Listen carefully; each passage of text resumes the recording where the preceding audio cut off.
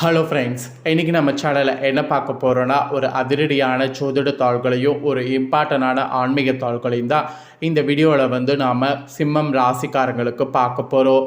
So என்ன பார்க்க போகிறோம் அப்படிங்கிற தாள்களை நீங்கள் ஆல்ரெடி தம்ப்நெயிலில் பார்த்துருந்தாலும் இன்ட்ரோவில் சொன்னால் உங்களுக்கு யூஸ்ஃபுல்லாக இருக்குங்கிறதுனால இன்ட்ரோவில் என்ன பார்க்க போகிறோங்கிறத சொல்கிறேன். ஃபஸ்ட்டு என்னங்கிறத தெரிஞ்சுக்குங்க. தற்போது 2025 ஆண்டு நடந்துட்டுருக்கு. இந்த ஆண்டில் ஆங்கில மாதத்தில் 9வது மாதமான செப்டம்பர் மாதமானது நடக்குது. இந்த செப்டம்பர் மாதம் ஆன்மீக ரீதியாக, ஜோதிட ரீதியாக, அறிவியல் ரீதியாக மிக முக்கியமான மாதமாக கருதப்படுது. ஸோ ஏன்னு பார்த்தீங்கன்னா, இந்த மாதத்தில் அந்த மாதிரி நிறைய விஷயங்கள் இருக்குது. ஆக்சுவலி இந்த மாதம் பிறந்த ஃபஸ்ட்டே பார்த்தீங்கன்னு வச்சுங்களேன், ஒரு முக்கியமான நாளானது வந்தது. அது என்றைக்குன்னா செப்டம்பர் 7ஆம் தேதி அன்னைக்கு தமிழ் மாதம் 5வது மாதமான ஆவணியுடைய 22ஆம் நாள் கிழமை ஞாயிற்றுக்கிழமை.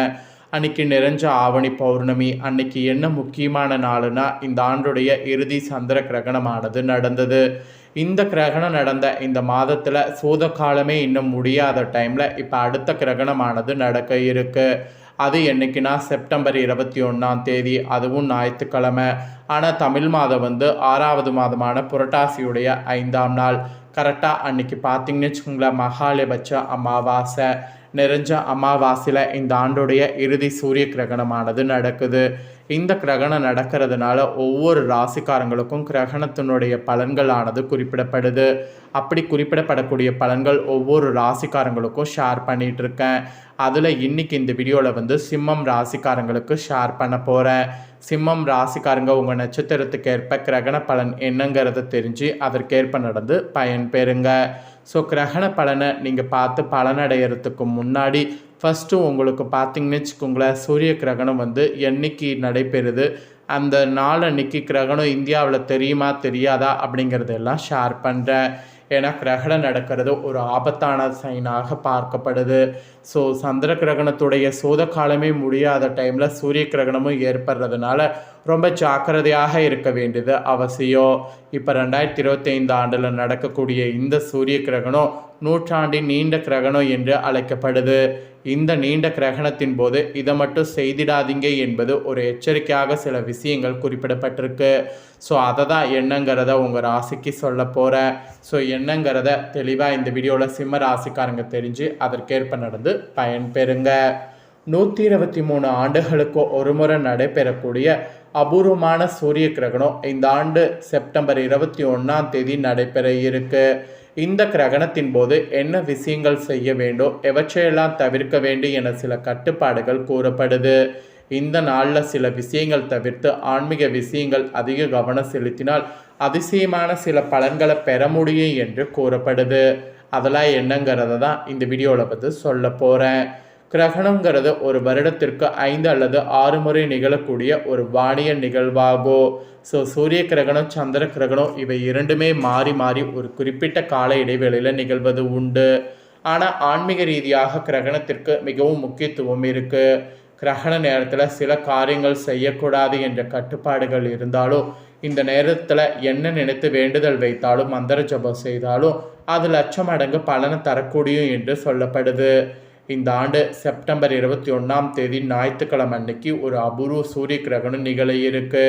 இது 123 வருடங்களுக்கு பிறகு நிகழக்கூடிய மிக நீண்ட கிரகணமாக இருக்கு. வழக்கமாக கிரகணங்கள் 1 முதல் 3 நிமிடங்களுக்கு நிகழ்ந்துவிடும்.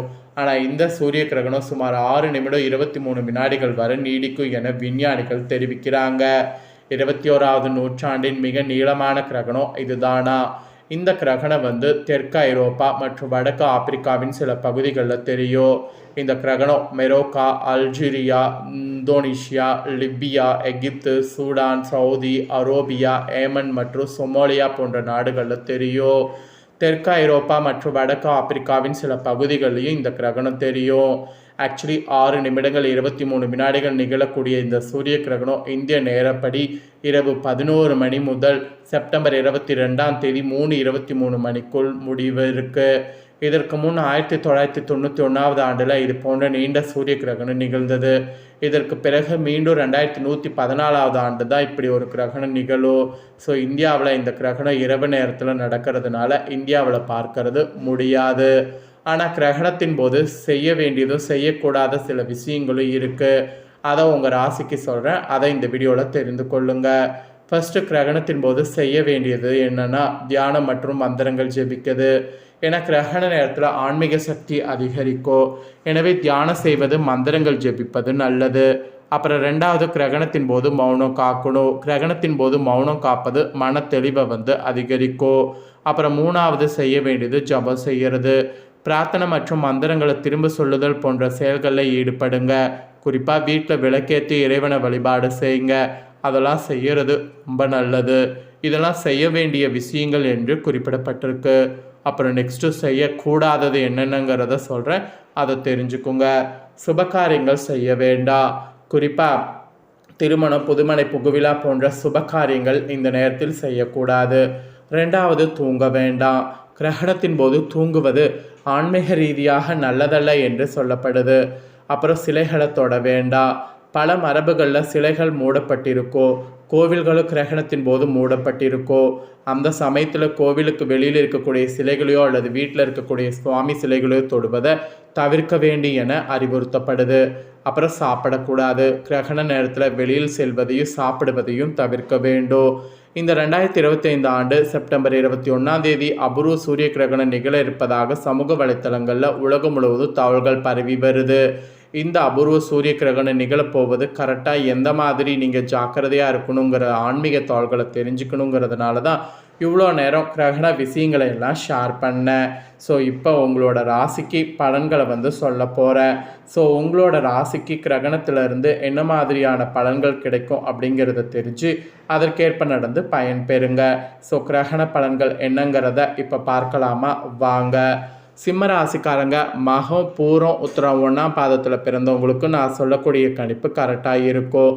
அதனால் இந்த நட்சத்திரத்தில் பிறந்த சிம்ம ராசிக்காரங்க வீடியோவை ஸ்கிப் பண்ணாமல் பாருங்கள். வாழ்க்கையில் பல வகை சோதனைகளையும் தடைகளையும் தகர்த்தெறியக்கூடிய திறனுடைய சிம்ம ராசிக்காரங்களுக்கு இந்த கிரகணத்திலிருந்து எல்லா காரியங்களும் சாதகமான பலன் கிடைக்கும். எதிலும் லாபம் கிடைக்கும். அதுக்கு நீங்கள் கூடுதல் முயற்சி செய்யணும். அதுதான் சொல்லப்பட்டிருக்கு. கடன்கள், நோய்கள்லாம் உங்களுக்கு தீரும். திருமண தொடர்பான காரியங்கள்லாம் உங்களுக்கு நல்லபடியாக நடந்து முடியும். நன்மை தீமை பற்றிய கவலை இல்லாமல் தலை நிமிர்ந்து நடப்பீங்க. நட்பு வகையில் கூட நிதானத்தை கடைபிடிப்பது நல்லது. சில நேரத்தில் விபரீதமான எண்ணம் பார்த்தீங்கன்னு வச்சுக்கோங்களேன் தோன்றலாம்.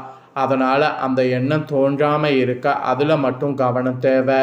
ஸோ கிரகணத்தின் போது இதில் கவனம் தேவை என்பது குறிப்பிடப்பட்டிருக்கு. அப்புறம் தொழில் வியாபாரம் செய்யக்கூடிய உங்கள் ராசிக்காரங்களுக்கு அது தொடர்பான விஷயங்களில் சாதகமான பலன்கள் கிடைக்கும். மெயினாக கடன் பிரச்சனைகள் எல்லாம் குறையும். எதிர்பார்த்த பண உதவி எதிர்பார்த்தது போல கிடைக்கும். கூட்டு தொழில் செய்பவர்கள் கவனமாக இருப்பது நல்லது.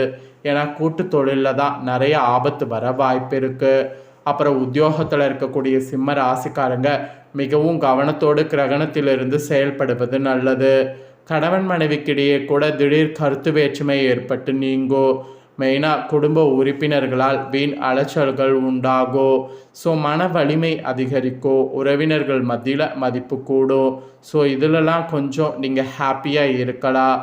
பெண்களுக்கு கூட சிம்ம ராசிக்காரங்களுக்கு நன்மை தீமை பற்றி கவலை இல்லாமல் எதையும் செய்ய முற்படணும். நட்பு வட்டத்தில் நிதானமாக பழகுவது நல்லது. மெயினாக மாணவர்களுக்கு பாடங்களில் இருந்த சந்தேகங்கள் நீங்கும். உற்சாகமாக படிப்பீங்க. சக மாணவர்களோடு நீங்கள் கண்டிப்பாக பார்த்தீங்கன்னு வச்சுக்கோங்களேன் நல்லா பழகும்போது அதில் பிரச்சனை வர வாய்ப்பு இருக்குது. அதனால் அதில் கவனம் தேவை.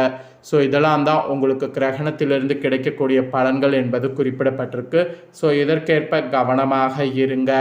ஸோ பரிகாரமாக கிரகண தோஷம் நீங்கள் ருத்ரமூர்த்தியை வணங்கி வரணும்.